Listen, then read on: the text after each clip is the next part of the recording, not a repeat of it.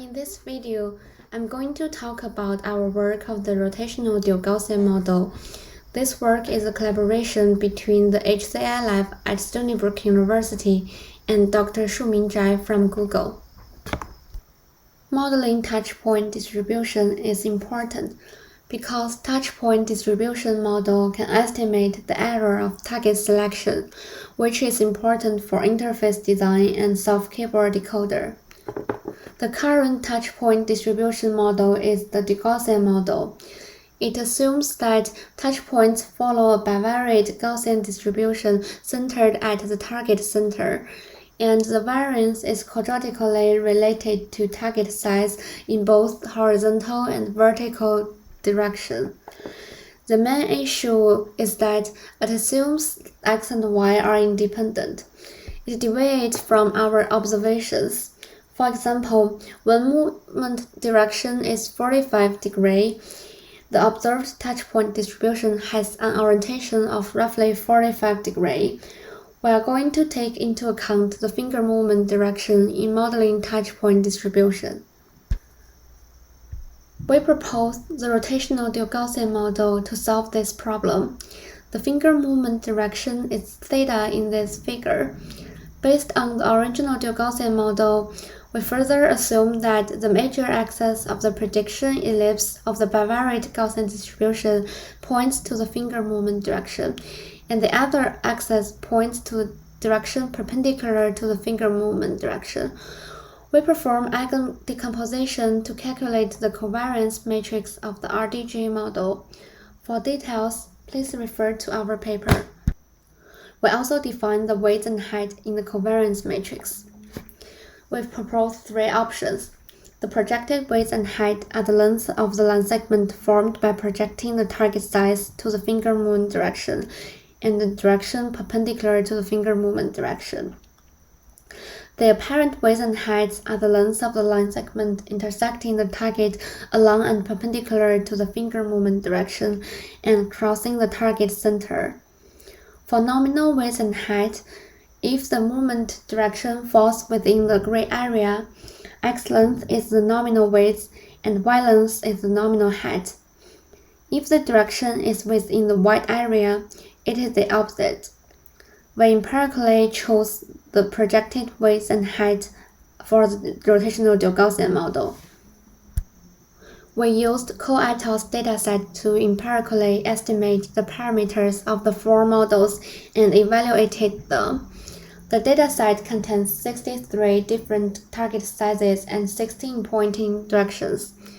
The WAIC shows that the RDG model with projected weights and heights has the strongest predictive power.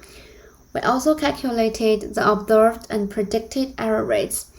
The root mean square error of error rate shows the RDG model with projected weights and heights performed the best.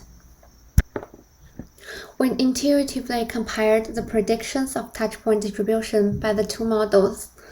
The blue dots are scatter plots of touch points, and the curves are the observed 95% density contours.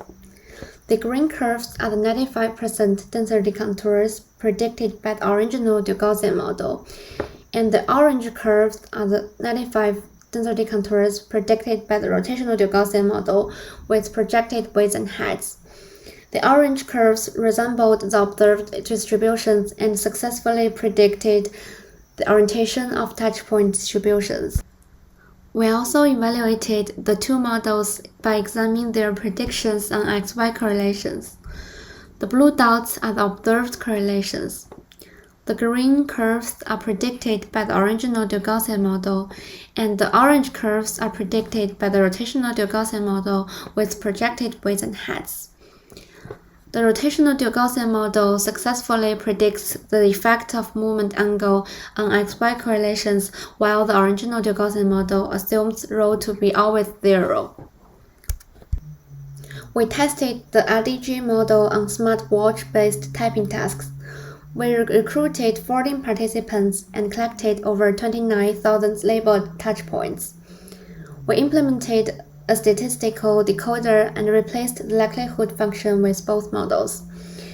The RDG model improves typing accuracy of 11 out of 14 users and keeps 2 users unchanged compared to the original Gaussian model. We also evaluated the RDG model in smartphone-based typing tasks. We used Andong and JICE datasets to perform similar evaluation as in smartwatch case. The RDG model improves the accuracy of 6 out of 10 users and keeps 4 users unchanged. The RDG model has several applications. It works for 2D rectangular targets, which are commonly found on current touchscreen interfaces such as buttons, icons, hyperlinks, and menu items. It also can be used as the likelihood functions in the keyboard decoders.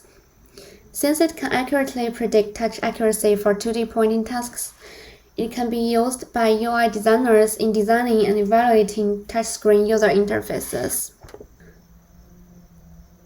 In conclusion, we proposed the rotational Gaussian model that predicts the distribution of touch points and advances the original Gaussian model by taking into account the finger movement direction theta. Second, we defined the directional and amplitude constraint to be projected weights and heads. The model we proposed more accurately predicts the error rate of target selection and improved the decoding of soft keyboard.